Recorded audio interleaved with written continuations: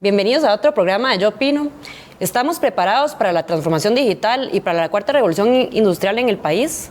Hoy tenemos al exministro de Ciencia y Tecnología, Marcelo Jenkins, quien también fue director del Centro de Investigación y Tecnología de la UCR por más de 7 años y actualmente es profesor en el área de informática. Bienvenido, Marcelo. Gracias, Mariela, por la invitación. Es un honor contar con alguien con la experiencia suya. Y bueno, ya que usted estuvo liderando este ministerio, lo primero que quisiera preguntarle es si el país está preparado para esta cuarta revolución industrial y se están haciendo las políticas públicas y los cambios desde el ministerio. ¿Qué programas hay desde que usted fungió como ministro y la actual administración qué está haciendo en ese sentido y si le parece bien o si todavía estamos muy retrasados en esto? Sí, creo que la transformación digital hacia una economía de lo que se llama la revolución industrial 4.0 nos ha agarrado un poquito tarde. A pesar de que existen planes, Plan Nacional de Ciencia y Tecnología, el Plan Nacional de Telecomunicaciones, la estrategia basada en el conocimiento, y la otra estrategia que tiene el MISID, que es la de transformación digital. Muchas veces todos estos planes, muchos de los objetivos y metas quedan en el papel y no se implementan por falta de recursos o falta de iniciativas o falta de capacidad institucional en general. Entonces creo que desde el punto de vista de políticas públicas estamos bien. El problema es llegar a la implementación de tales políticas para que se obtengan los resultados deseados. Si uno piensa, digamos, en la transformación digital de las instituciones gubernamentales, instituciones públicas en general, tanto autónomas como gobierno centralizado, a la fecha es relativamente pobre. Para ejemplo, hoy en uno de los periódicos nacionales sale que Costa Rica es el último país de 47 analizados por la OECD para abrir un nuevo negocio. Y eso se debe en parte a toda la tramitología en papel que debe hacer un empresario para abrir un negocio, aunque sea algo realmente simple. Eso no puede suceder en el siglo XXI, donde podemos hacerlo todo digitalmente con firma digital y simplemente aligerar los procesos. Entonces ahí, por ejemplo, se da un caso en donde no hemos hecho la transformación digital como se puede hacer. Además de la capacidad institucional, ¿verdad? O la falta de, más bien, que usted menciona y la falta de recursos, ¿cree usted que esto no se ejecuta a pesar de que, o sea, están las ideas, están los planes y no se ejecutan debido a también burocracia y limitaciones dentro de la misma administración pública? Claro, la resistencia al cambio, la burocracia, la falta, digamos, de educación tecnológica o digital en las mismas instituciones. La cuestión de aligerar los procedimientos, que por ejemplo, para crear un nuevo negocio debería haber una ventanilla única, no puede ser que uno tenga que ir a la caja y después al ministerio de tal, después al Ministerio de Salud, después a la municipalidad. Debe haber una sola plataforma. Una sola plataforma, digital todo, con una serie de documentos que se pueden presentar digitalmente, uno no tiene ni siquiera que ir físicamente, como hacen, por ejemplo, la ventanilla digital de cómics para las empresas que quieren exportar en zona franca. ¿Por qué no existe para la economía nacional eso? Sino que pasa por un viacrucis de trámites, cada uno de los cuales puede hacerse digitalmente mediante lo que se llama en computación un workflow, es una aplicación de software que lleve todo de principio a fin. Es una propuesta, digamos, como una ventanilla única de comercio exterior, ¿verdad? Que es lo que utilizamos a nivel de comercio. ¿Se podría hacer algo así para negocios nacionales que hagan toda la tramitología así? ¿Y por qué usted no hizo eso cuando fue ministro?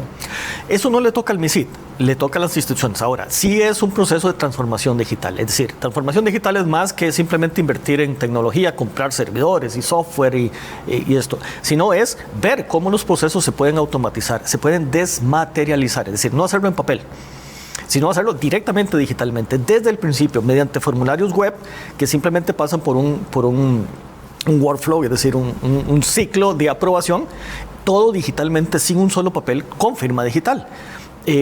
Ha habido ejemplos muy buenos. Por ejemplo, el Banco Central tiene grandes aplicaciones que uno puede hacer. El registro de accionistas, de empresas y todo, digitalmente. Uno no tiene ni siquiera que llegar a una ventanilla. Entonces, ¿por qué no hacerlo para abrir un nuevo negocio? Y que las municipalidades estén pegadas a ese sistema y vean la aplicación. No haya que ir municipalidad por municipalidad pagando impuestos y buscando patentes y todo, y que el cobro y el pago de todas las patentes se haga ahí. Eso es algo relativamente fácil de hacer, pero creo que lo que falta es simplemente liderazgo. Existe la estrategia de transformación.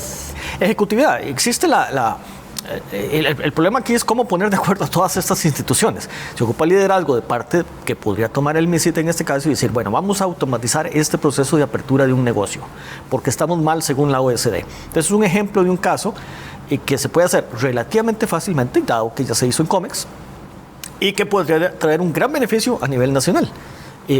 Creo que es algo que podría hacerse y es parte de la estrategia de transformación digital que tiene el gobierno, que publicó desde el año 2020. Sí, por ejemplo, el ejemplo que usted dio ahorita y que conozco muy bien, entonces puedo utilizarlo, es el de la ventanilla única. Pero, por ejemplo, en esta ventanilla única, digamos, se maneja de Comex, ¿verdad? Y Procomer, pero al final son permisos de otras instituciones. ¿Por qué, por ejemplo, el MISID no es quien maneja también esos procesos, digamos, de transformación digital o digitalización de ciertos procesos de otras instituciones y, digamos, que es el Ministerio Rector, como lo hace, por ejemplo, el Ministerio de Planificación cuando se dicta, digamos, política pública y política económica, digamos, al resto de ministerios? Algo así debería de hacerse, ¿no? Sí, lo que pasa es que el MISID está muy carente de recursos. Doy un ejemplo. El presupuesto del MISID para el próximo año fue recortado en 500 millones de colones, que representa más o menos un 5%. Entonces, el próximo año el MISID va a tener un 5% menos de presupuesto del que tenía este año. Entonces, la pregunta es, ¿con qué presupuesto, con qué capacidad tiene? El MISID ya tiene creada desde mi gestión en el 2017 la Dirección de Gobernanza Digital y además, después la Asamblea Legislativa creó la Agencia de Gobierno Digital. Esa es la llamada a hacer este tipo de transformaciones. ¿Cuál es para usted la función más importante o por qué, digamos, es determinante el Ministerio de Ciencia y Tecnología en este momento?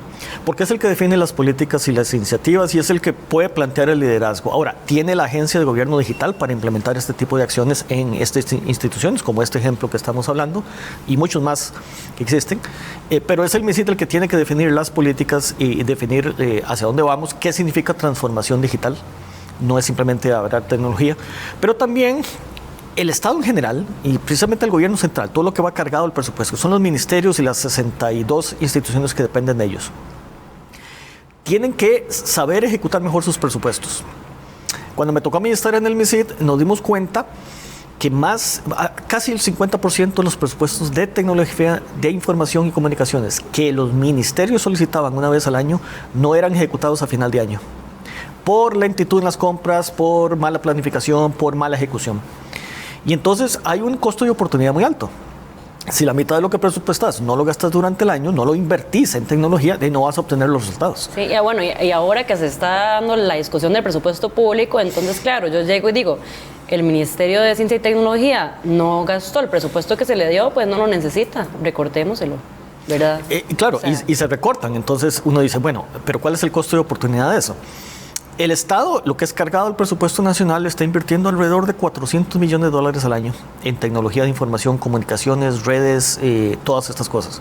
Los ministerios y todas sus 62 dependencias. Yo creo que podríamos sacar un mejor rendimiento de esa inversión y realmente tener este tipo de transformación digital basado en esa tecnología. Pero habría que trabajar más articuladamente. Y ahí te pregunto, ¿el sistema educativo está actuando también en consonancia o está preparado, digamos, sobre todo en áreas como programación, inteligencia artificial, ciencia de datos, que es lo que viene? ¿Está el sistema educativo formando jóvenes o profesionales correctamente en estas áreas? Sí, pero no lo suficientes. Tenemos varios problemas ahí. Uno es la cantidad de graduados en ingeniería, lo que se llaman las carreras STEM, que es ciencia, tecnología, ingeniería y matemática, que son básicamente ingenieros y otras ciencias básicas como matemática. En Costa Rica, si tomamos todas las universidades públicas y privadas juntas, alrededor del 14% de todos los graduados universitarios del país a diferentes niveles son en carreras STEM. Uno dice, bueno, 14% pareciera un porcentaje muy bajo del total. Si uno lo compara con países altamente tecnológicos como Finlandia o, por ejemplo, Corea del Sur, que es un líder mundial, esa cifra anda por el 26-28%, o sea, el doble. Entonces, proporcionalmente, esos países gradúan el doble de ingenieros que nosotros hacemos. China, por ejemplo, gradúa 4.7 millones de ingenieros al año. Entonces, la capacidad que tienen de responder ante las nuevas, de invertir en innovación, desarrollo, de innovar, de producir nuevos productos y servicios es enorme. Entonces, lo que nos falta a nosotros es más concentración en carreras STEM. Y ahí vale la acotación de alguna manera fomentar el estudio de este tipo de carreras en las mujeres, porque resulta que ahora es 80-20. El 80% de los jóvenes que estudian alguna carrera. Necesitamos más ingenieros. Más ingenieros e ingenieras. Pregunta. ¿Usted considera que una buena política tal vez sería, por ejemplo, que las universidades aumenten los cupos en estas carreras? Absolutamente. Sería ideal que, por ejemplo, las universidades públicas pudieran duplicar. ¿Por qué no lo han hecho? Falta de presupuesto. Pero o sea, estamos hablando acá de que necesitamos más ingenieros, pero hay otras carreras que tal vez estamos graduando personas desempleadas porque ahora se gradúan y no van a conseguir empleo, y eso ya se sabe de entrada, ¿verdad? O sea, los números no mienten. ¿No crees que deberían tal vez trasladar presupuesto para carreras más importantes? Podría ser que más importantes o con más mercado. Claro, y tiene todo el sentido, graduar gente y abrir un poco digamos, la capacidad de absorber más estudiantes, también en las sedes regionales de las universidades, que recordar que las 5 universidades públicas juntas tienen varias sedes regionales en todo el país, entonces hay una cobertura nacional bastante buena. Te doy un ejemplo. Viene ahora la gran oportunidad con el CHIPS Act de Estados Unidos de meternos de lleno en la industria de semiconductores. Actualmente hay 13 empresas de desarrollo, fabricación, validación y prueba de semiconductores en Costa Rica. Intel es la más conocida por ser la más grande y todo, pero hay otras. Hay un clúster pequeño que está haciendo un muy buen trabajo. ¿Qué pasa con la academia? No tenemos suficientes ingenieros. Entonces, CINDE acaba de entrevistar a estas 3 empresas y le hicieron, ¿cuál es la proyección de la necesidad de ingenieros en semiconductores, que es una especialización muy alta, a nivel de posgrado? Estamos hablando de bachillerato, licenciatura y tal vez maestría, inclusive PhDs, que ustedes necesitan en los próximos 5 años. Solo estas 3 empresas, dado su proyección de crecimiento, y nos hablaron de 400 ingenieros por año,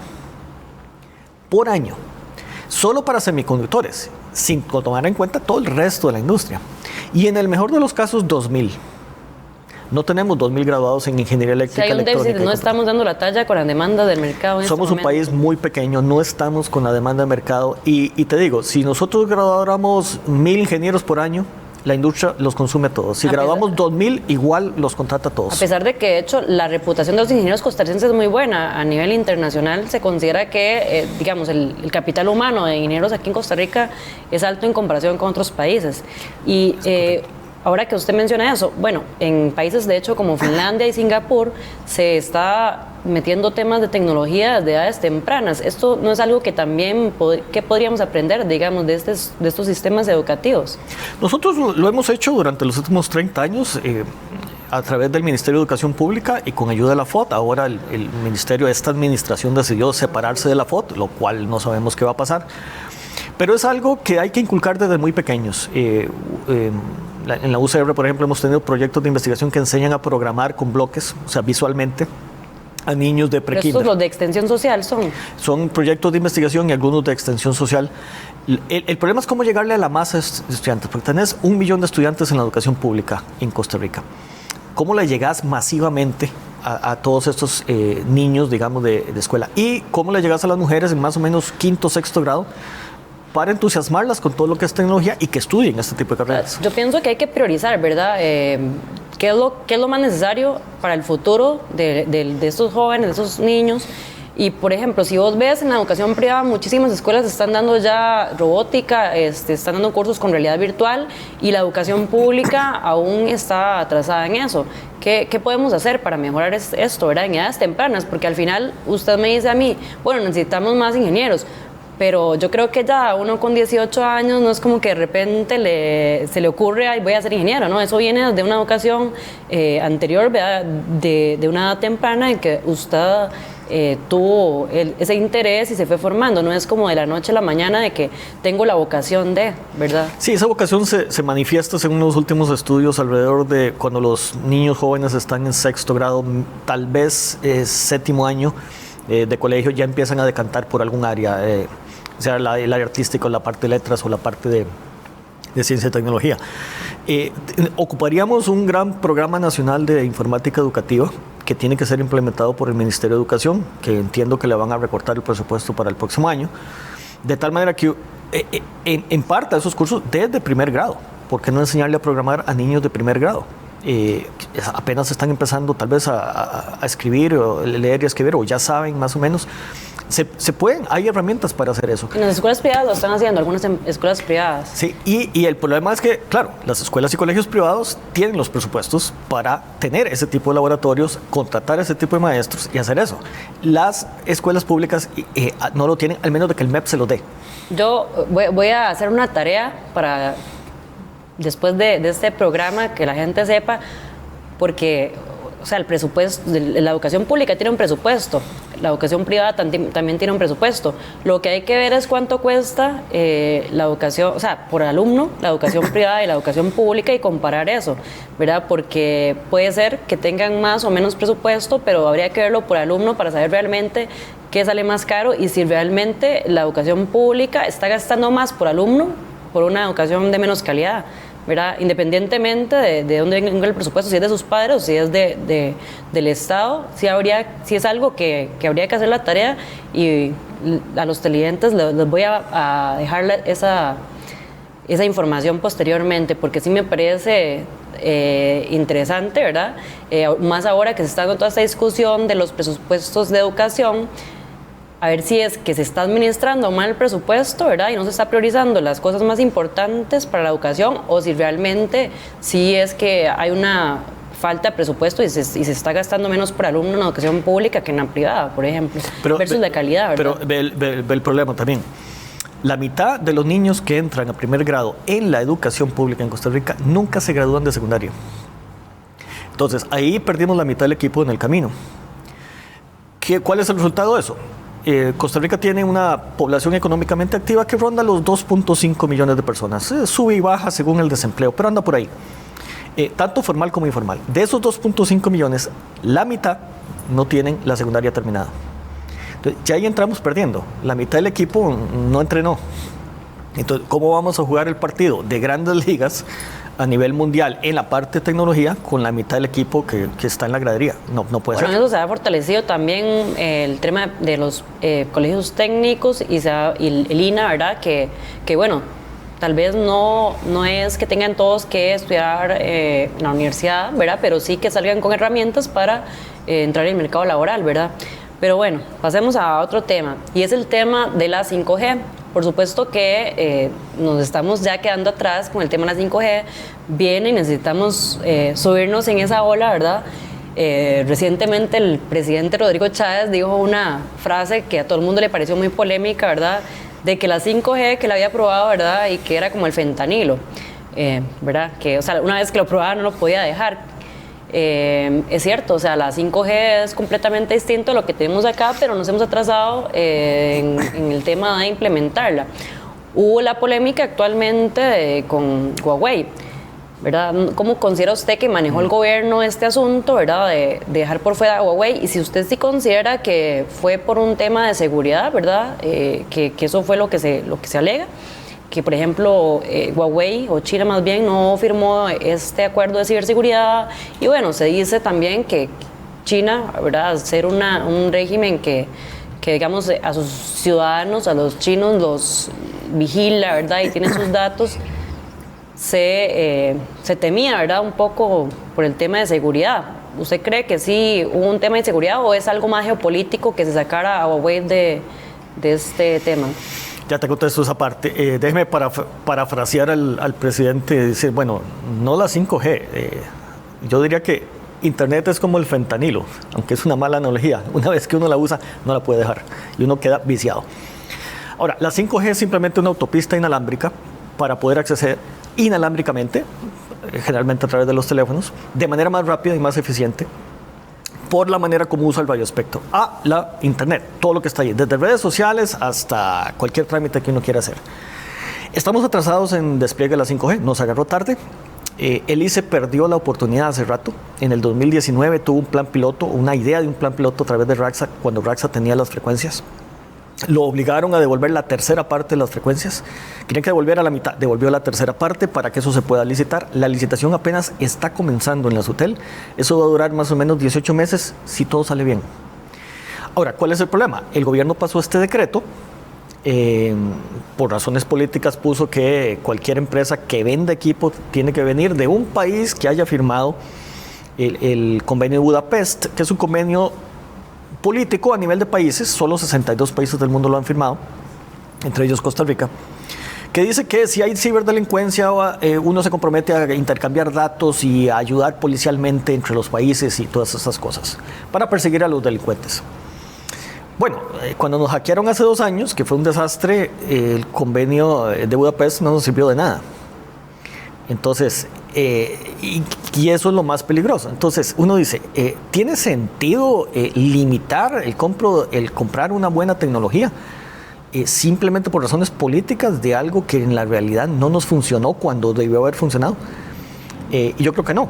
A mí me parece que es un error del gobierno cerrarle las puertas a una empresa particular simplemente porque viene de un país particular, cuando posiblemente tiene la mejor tecnología.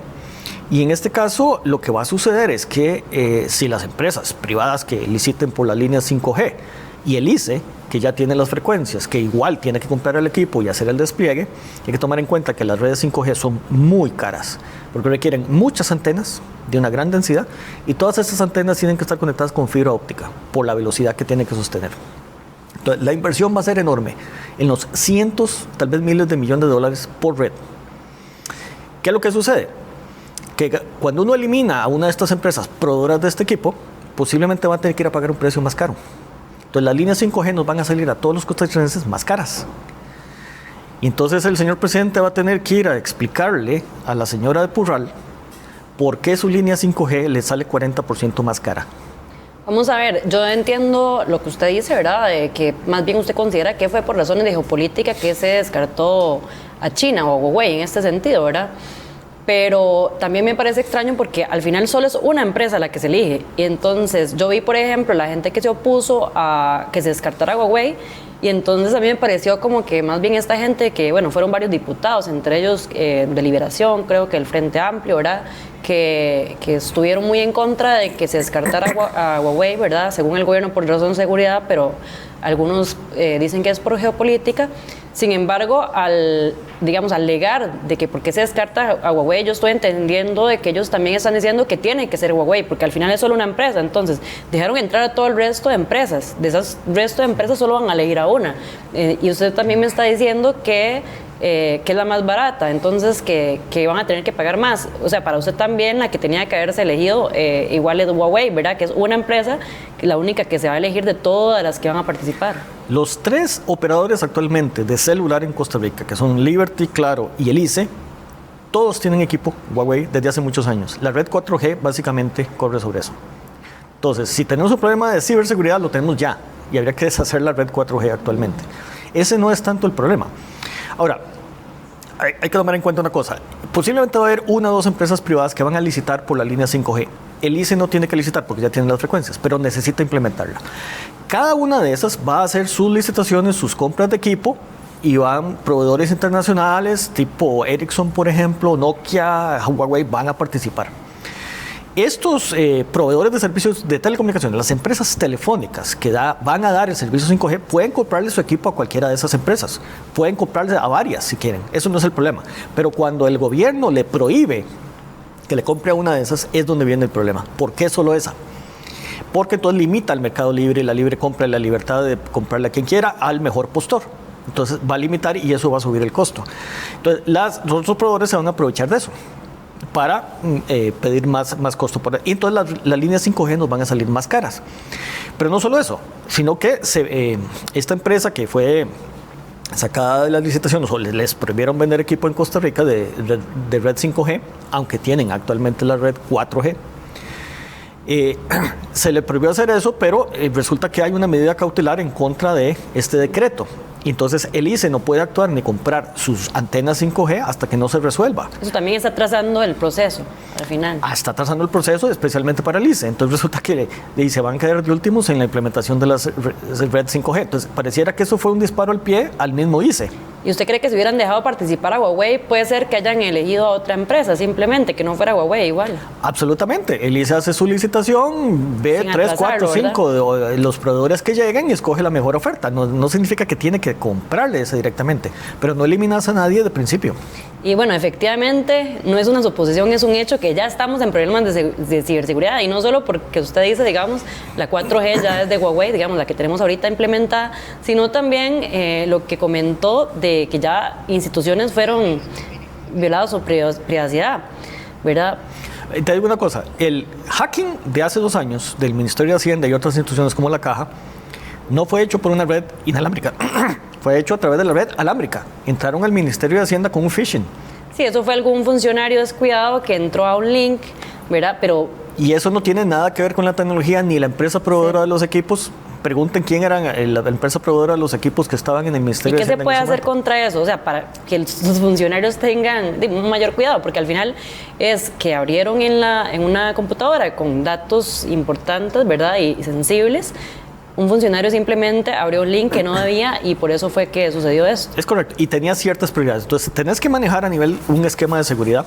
Con los funcionarios.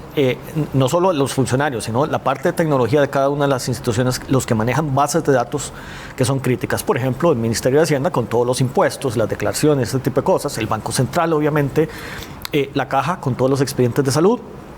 Esas son bases de datos con datos personalizados muy, muy delicados, críticos. Entonces deben estar protegidas bajo un esquema de ciberseguridad. Hay estándares internacionales que describen cómo hacer una arquitectura, pero además tenés que capacitar a todos los funcionarios para que este tipo de cosas no sucedan. No es una solución tecnológica, lo que falla aquí es el ser humano. El 91% de los hackings que se hacen a nivel mundial es porque un ser humano falló, no es porque el equipo falló. Y está la administración pública preparada para, por ejemplo, los robots. Ahorita tenemos bots, tenemos, o sea, de todo, ¿verdad? Al final, ¿cree usted que los funcionarios públicos necesitan algún tipo de capacitación o es desde los sistemas de seguridad de las instituciones? ¿Qué es lo que nos espera?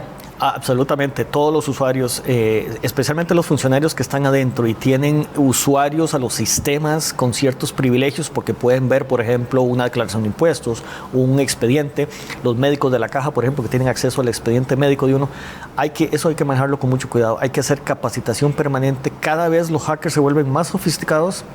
La delincuencia es más sofisticada, ahora te roban gente que sabe realmente de informática. Sí, y hacen ingeniería social y le entran por lo que se llama el enlace más flojo, que es el ser humano, que es el que falla principalmente. Vamos a ir a un comercial y ya venimos a hablar de temas importantes sobre este tema de privacidad también.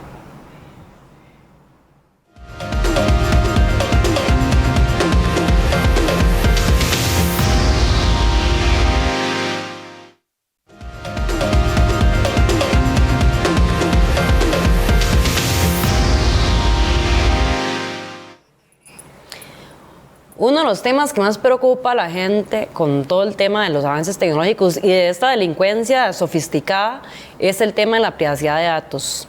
Recientemente tuvimos problemas, ¿verdad?, con el Banco Central de Costa Rica. No sé si viste la noticia, pero ¿qué es lo que sucede?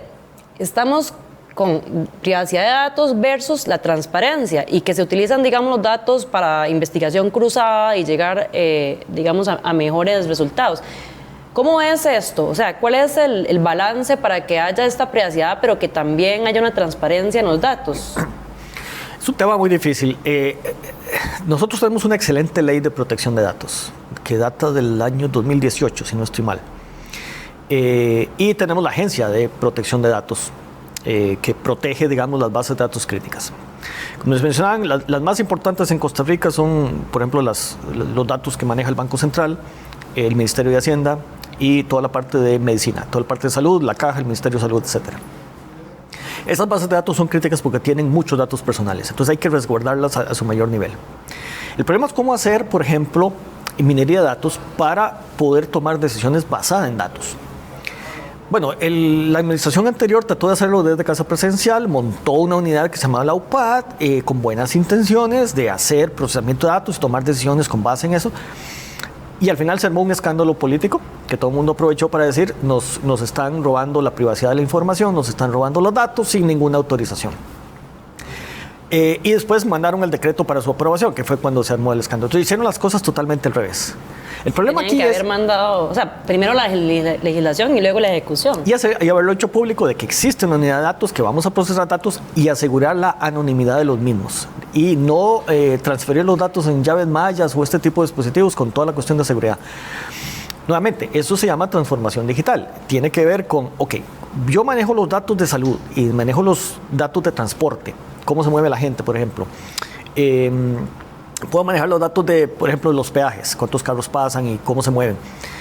Todo eso me ayuda a tomar decisiones, por ejemplo, a diseñar rutas de buses. Sí, por supuesto. Obviamente, la parte de salud, súper importante.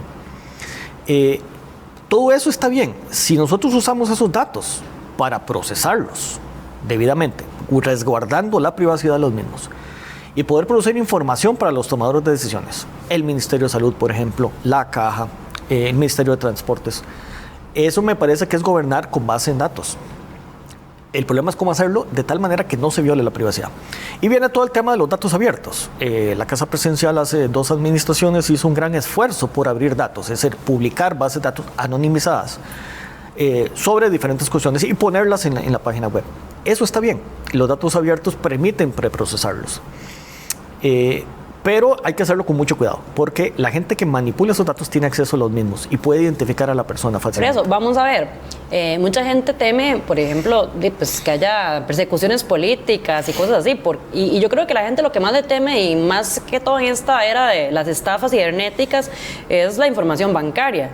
Si usted me dice, bueno, es que utilizaron la información de qué tipo de cliente es usted en el banco para hacer métricas, es una cosa, pero si usted me dice, no, es que ese funcionario sabe que Mariela Palma en tal banco tiene tanto dinero, o sea, porque ya no están anonimizando la información, y eso fue lo que pues creo que hizo tanto escándalo con la UPAD, ¿verdad? De que pues un funcionario de cualquiera, ¿verdad? Que además es un puesto político, porque era un funcionario de Casa Presidencial, tiene la información mía, ¿verdad? Tiene la información, no sé, de todos los diputados, de sus cuentas bancarias, y la gente teme eso. Entonces yo la verdad le doy la razón a la gente, y yo misma pues me escandalicé, ¿verdad? Porque yo no quiero que un funcionario de Casa Presidencial tenga toda la información mía. Al final es un tema de mi privacidad de datos, que yo no quiero que estén ahí, que lo pueda utilizar cualquier persona de la manera que sea, ¿verdad? O sea, y que puede ser para mal. Eso rompe totalmente el secreto bancario. Porque, bueno, ¿quién tiene acceso a mis datos? Está asociado mi nombre y mi cédula a las transacciones que yo haga. Exacto. Es decir, eso supuestamente el banco donde yo tengo mi cuenta lo resguarda y no tiene derecho a dárselo a nadie. Sí, eso se hizo mal. Ahora, es una buena iniciativa. Nosotros tenemos que administrar basado en datos y tomar decisiones con base en información que salió de datos. Hacer investigaciones cruzadas y todo. Por supuesto. Y ahí hay mucho que hacer en la transformación digital. El Ministerio de Hacienda, la Caja y todo están muy incipientes en toda esta iniciativa de manejar apropiadamente los datos. ¿Cómo le garantiza usted a la gente que sus datos van a ser administrados de manera correcta y que no se van a utilizar para mal? Porque realmente yo creo que en este momento a todos nos han intentado estafar, a todos los que tenemos un celular, cualquier dispositivo, nos han intentado estafar. Entonces, claro, la gente le tiene pánico a los datos, que claro, muchas veces más bien es gato casero, ¿verdad? Algún funcionario que vende, ¿verdad? Esta información bancaria, lo cual se debe investigar desde las entidades financieras todas, pero igual la gente le da pánico. ¿Cómo garantizar eso y decirle a la gente, no, lo que estoy utilizando es esto para una investigación, para tener datos más correctos, ¿verdad? Y no se va a utilizar para mal? ¿Cómo lo garantizamos? Sí, por ejemplo, hemos tenido grandes fugas de información a nivel nacional en las empresas telefónicas, que el número celular de uno termina en manos de reos de la reforma que tienen celulares prohibidos y empiezan a llamarlo a uno a tratar de estafarlo. Yo he sido víctima de no sé cuántas llamadas de ese tipo. Entonces, la pregunta es, ¿cómo sabían mi nombre y mi número de teléfono y sabían exactamente dónde vivía y todo? Bueno, alguien les dio esa información, a alguien que está preso en la reforma. Entonces, obviamente hay toda una mafia detrás de esto. Y no es tan información tal vez tan delicada, pero la información de salud y cuentas bancarias y todo es muchísimo más delicada. Entonces, ahí estamos fallando tanto las empresas privadas como las instituciones públicas de resguardar los datos de nuestros ciudadanos. Bueno, hay países que son líderes en esto y sé que, por ejemplo, en el gobierno de Carlos Alvarado, la Embajada de Israel ofreció ayuda en el tema de ciberseguridad y entiendo que no se terminó de concretar. Que fue durante el hackeo, que fue al puro final, que fue heredado por la administración actual. Entonces hubo esa transición del gobierno en el medio. Entiendo que hubo una colaboración con Israel, no sé qué tan profunda llegó. Sí sé que después se hicieron unas capacitaciones de funcionarios públicos a través de la Universidad de Costa Rica, y después la colaboración con el gobierno de Estados Unidos, pero sí, creo que el país no tiene, a nivel de seguridad general, los mecanismos necesarios de defenderse desde el punto de vista de la ciberseguridad. Bueno, esto sería una negligencia de parte de quién, de quienes administran las instituciones públicas, de quienes dirigen el país, ¿de quién? Porque al final sí, yo considero que eso es negligente, ¿verdad? Es negligencia. El hacking de hace 2 años fue una cuestión de negligencia tecnológica en las instituciones que sufrieron eso por la manera como tenían la parte de seguridad interna, negligencia del usuario que permitió que eso sucediera, negligencia del gobierno en general de invertir en ciberseguridad. Te doy un ejemplo. Existe el CSIRT, que es el Centro de Respuesta a Incidentes de Ciberseguridad en el MISID, pero siempre fue desfinanciado. Se creó mediante un decreto hace 10 años. A mí me tocó financiarlo con 100 millones de colones, 3 personas, y después fue básicamente disuelto. Entonces, ese tipo de cosas van hacia abrirle la puerta a los hackers. Nosotros tenemos que tener un CSIRT a nivel nacional que coordine con los diferentes centros de las instituciones. Las telefónicas tienen el suyo propio, pero a nivel nacional tiene que ser coordinado. ¿Cuál es el principal gasto del Ministerio de Ciencia y Tecnología? O sea, ¿en qué rubros? Más o menos el 45% del presupuesto se va en salarios y beneficios, tanto en la parte de telecomunicaciones como en la parte de ciencia, tecnología e innovación. Hay más o menos un 20% que se va en transferencias a sostener otras instituciones. Por ejemplo, la Agencia de Innovación, la Agencia Aeroespacial, que no ha sido financiada hasta el momento, no se pudo crear simplemente por falta de presupuestos, la Agencia de Gobierno Digital, todas son sostenidas, la Comisión Atómica. Son pequeñas instituciones que son sostenidas con presupuesto del MISID. Y esas, o sea, son necesarias esas instituciones porque, de hecho, yo, la verdad, hasta hace poco me enteré que había una energía atómica. No sé, o sea, no sé ni siquiera por qué existe la energía aeroespacial, pues la acaban de crear, ¿verdad? Pero igual a mí me parece que no es necesaria. Entonces, es más bien que estamos gastando recursos en cosas que el país no necesita y que no estamos invirtiendo en lo que realmente necesita. Porque en vez de gastar dinero en la administración pasada, que fue Aida, creo que es que se llama, la de Guanacaste, la diputada de Liberación Nacional, que creó esta de investigación espacial, en vez de decir, bueno, esto por favor, invirtámoslo en seguridad, que es algo prioritario y que es necesario, y esto no, o la energía atómica, ¿por qué en vez de tener esa institución no agarramos ese presupuesto y lo invertimos en cosas que son fundamentales y que a los costarricenses nos importa, que es nuestra seguridad, y en este caso tecnológica? Es una buena pregunta. ¿Es más importante una agencia espacial costarricense o dedicarle lo necesario a la ciberseguridad? Yo diría que es lo segundo. Sí, hay muy pocos recursos.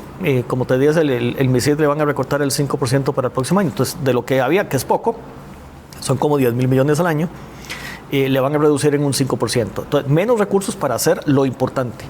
La transformación digital, la parte de ciberseguridad, la parte de ciencia y tecnología y obviamente todo lo que es la parte rectora de las telecomunicaciones, especialmente ahora que estamos empezando a migrar hacia 5G.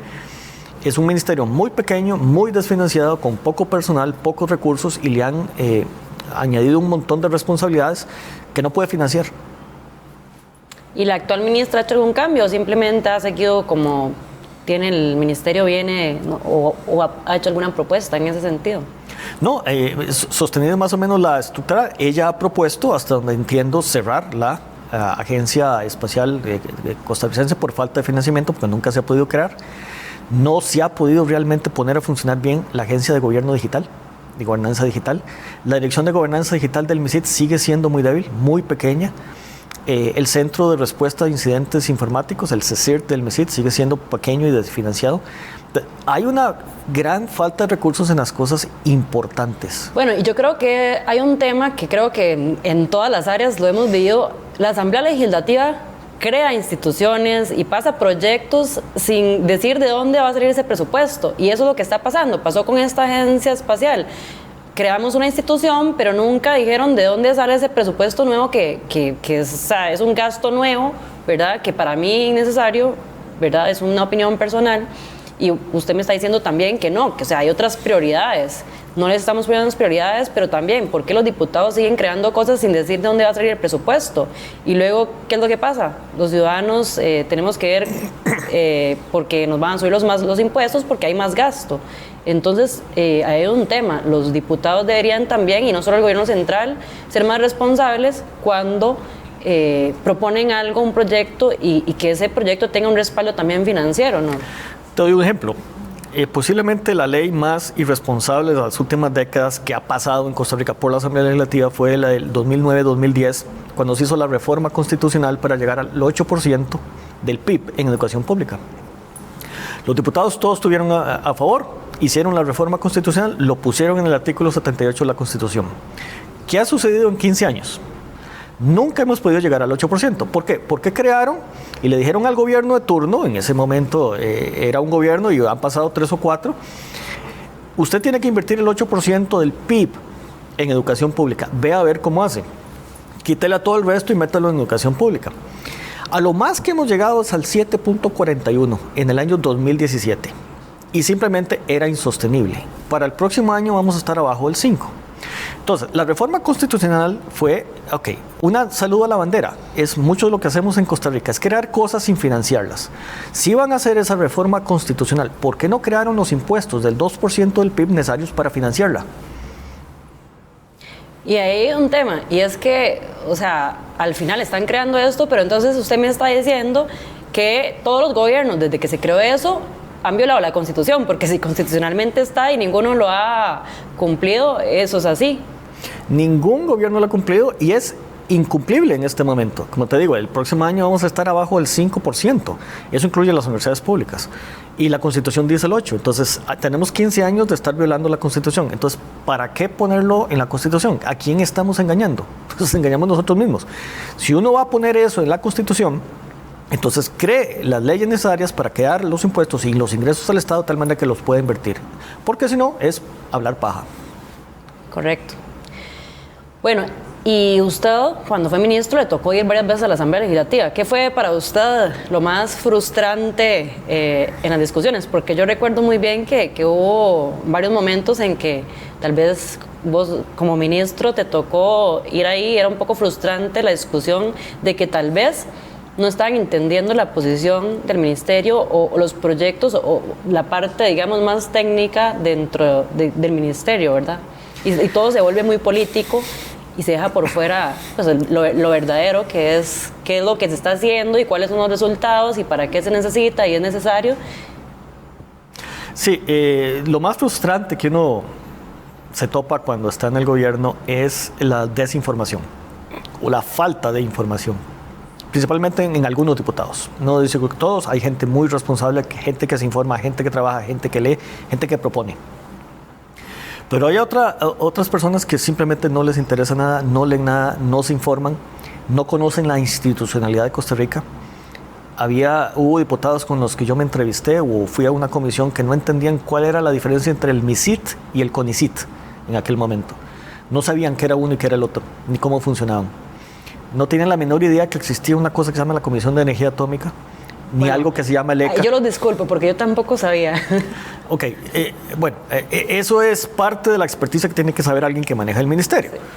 Pero si uno es diputado, uno ve el presupuesto y ve las líneas, si uno se lee el proyecto de presupuesto, les están dando la información para que hagan la tarea. Ahí está, es cosa de leerse el organigrama de un ministerio y uno ve las 5 instituciones que dependen del ministerio. Eso le toma a uno un minuto.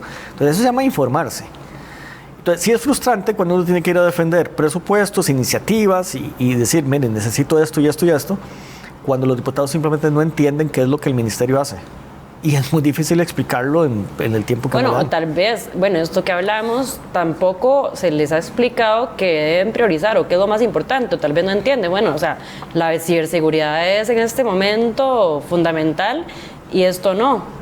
Necesitamos que prioricen porque no se puede tener todo. Al final hay un presupuesto limitado, los recursos son limitados y si quieren crear algo, busquen algún presupuesto. Yo espero que no con más impuestos, ¿verdad? Pero el presupuesto tiene que salir de alguna parte. Y bueno, pasando a otro tema. En cuanto al tema de reglamentación jurídica, a nivel mundial, ¿verdad? China, Europa, Estados Unidos están trabajando en marcos jurídicos y regulatorios con todo esto que se viene de la IA. ¿Cómo nosotros vamos a enfrentar eso, verdad? Porque al final no solo un tema de que la tecnología está yendo muy rápido, sino también cómo nos blindamos nosotros jurídicamente. Eso es un tema increíblemente interesante y actual. La inteligencia artificial no es algo nuevo. Existe, el término inteligencia artificial fue acuñado por John McCarthy en la universidad en Estados Unidos en 1956. En ese momento la capacidad computacional era muy limitada. Obviamente los avances en estos 70 años han sido increíbles, especialmente en los últimos 15 o 20 años. Y se debe básicamente a dos cosas. Uno, al incremento prácticamente exponencial de la capacidad computacional, con las grandes nubes de datos, el abaratamiento de los microprocesadores y el advenimiento de las GPUs, que son procesadores de alta capacidad, que se venden por millones. Entonces usted monta un data center con 1 millón de procesadores y tiene una capacidad computacional de entrenar modelos de inteligencia artificial que no existía antes. Y la segunda razón es la disposición de datos. Las redes sociales, por ejemplo, generan terabytes de información cada minuto. Esa información se puede procesar y se pueden crear modelos de inteligencia artificial para simular comportamiento humano. Y eso es lo que estamos viendo hoy en día. Entonces uno ve aplicaciones como ChatGPT, ¿verdad?, que se hizo famosa, aunque hay que tener cuidado. Las aplicaciones de inteligencia artificial pueden ser muy útiles, pero también pueden ser muy engañosas. Y cometen errores. Inventan cosas. Sí, yo no, lo digo por experiencia propia, le he preguntado cosas a ChatGPT y me responde, y yo veo y digo, no, esto no es así, está equivocado ChatGPT, y uno porque tal vez sabe la información que le está preguntando, pero tal vez alguien llega y lo toma como, sí, esto es cierto porque lo dijo ChatGPT y no es así. ChatGPT se equivoca muchísimo. Se equivoca mucho. He leído errores absurdos. Por la manera como genera el lenguaje, que es un modelo básicamente probabilístico con una red neuronal. Entonces hay que tener mucho cuidado con el uso de aplicaciones de inteligencia artificial porque le pueden a uno mentir. O, por ejemplo, hacer videos falsos o fotos falsas. Bueno, ahorita tenemos un caso de unos estudiantes que utilizaron inteligencia artificial para desnudar a sus compañeras. Y bueno, aquí una pregunta, ¿verdad? ¿Cómo estamos con el marco jurídico? Porque yo creo que no estamos para nada bien en todo esto. Y esto es solo una pincelada de lo que puede llegar a pasar. Porque yo podría hacer un video de don Marcelo Jenkins, no sé, diciendo lo que sea o haciendo lo que sea. Y cómo yo garantizo si es o no es esa persona, porque lo estoy viendo.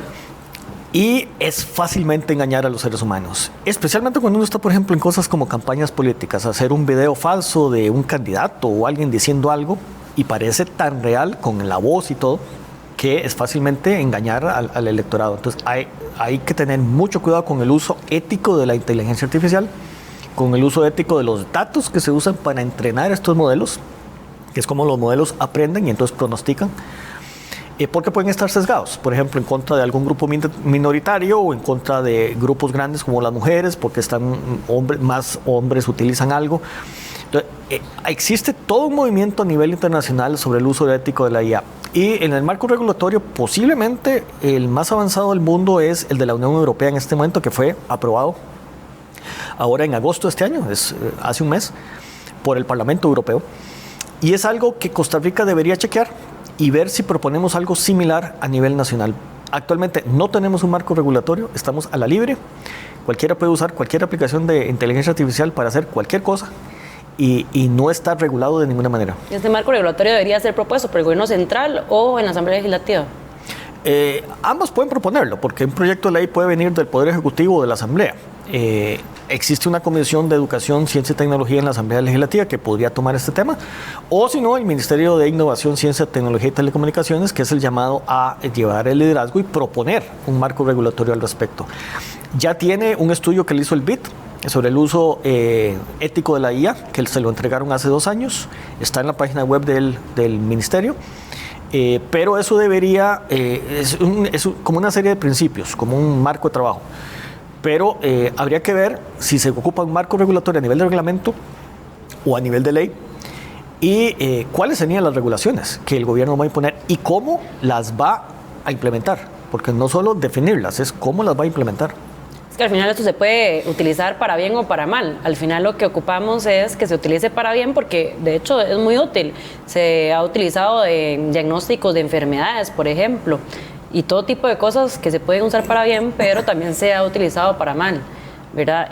Bueno, usted me contaba al principio que antes del programa que estaba haciendo una investigación en temas de innovación y todo esto. Yo personalmente conozco casos que uno es el de Estonia, ¿verdad? Que es un gobierno que ha transformado digitalmente y automatizado mucho de su administración. Para mí, no sé si hay otro mejor, ¿verdad? Pero en este tema específico me parece que es un ejemplo.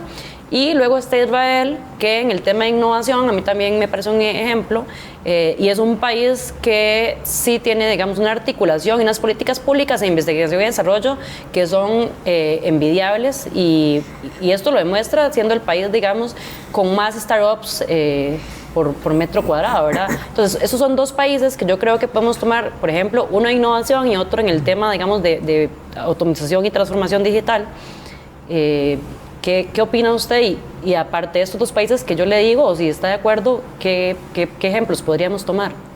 Estoy actualmente haciendo una actualización de una investigación anterior sobre el Sistema Nacional de Innovación de Costa Rica, comparándolo con otros países. Y uno de ellos es Israel, Corea del Sur, Singapur, Estados Unidos, países que miembros de la OECD en algunos casos.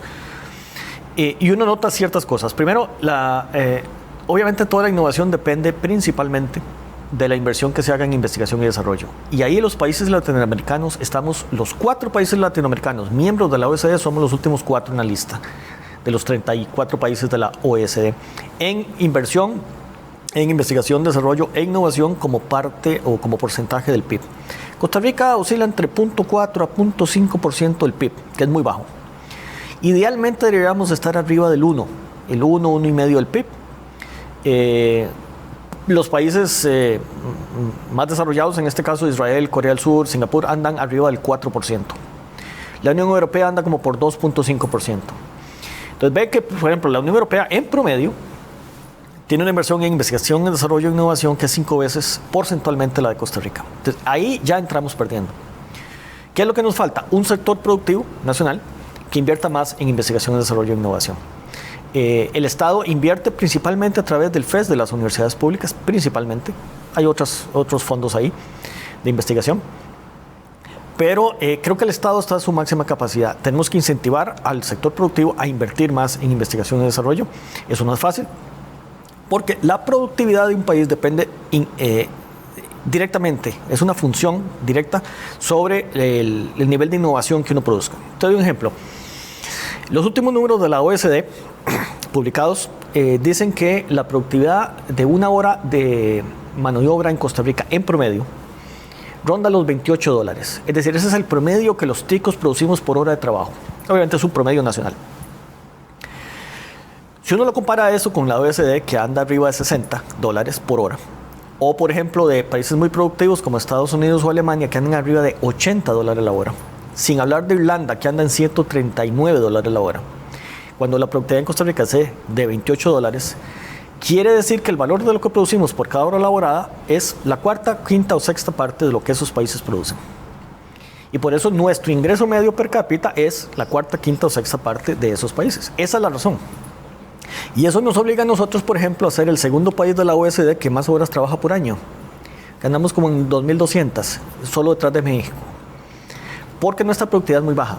Porque el valor agregado de lo que producimos es muy bajo.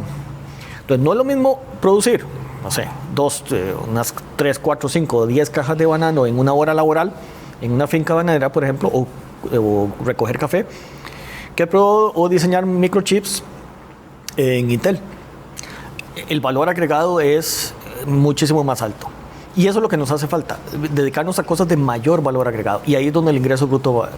Y para hacer eso necesitamos irnos arriba en la cadena de valor. Dejar de producir insumos básicos y producir cosas de alta tecnología. Software, por ejemplo. Somos muy buenos haciendo software. No tenemos suficientes ingenieros de software. ¿Podemos ser nosotros líderes en algún área de innovación? Por supuesto, hay que encontrar el nicho. Semiconductores es una oportunidad. Actualmente somos líderes en dispositivos médicos. Fabricación. Pero no el diseño, no la parte de investigación y desarrollo en dispositivos médicos, que es muy incipiente. Entonces, ese es el siguiente paso. Hay que subir en esa escala. Lo estamos haciendo muy bien en manufactura. Subamos un poquito al segundo escalón, la parte de investigación y desarrollo. Desarrollemos los dispositivos médicos acá con un grupo de ingenieros. Bueno. Y entonces, por hora laborada, vas a obtener una mayor productividad. Yo creo que estos temas súper fundamentales dan para más. Yo sí creo que el tema acá también es un tema no de gastar más, es de invertir mejor. Y eso es lo que yo considero en ese sentido. Gracias, Marcelo, por acompañarnos hoy en este programa. Mucho gusto.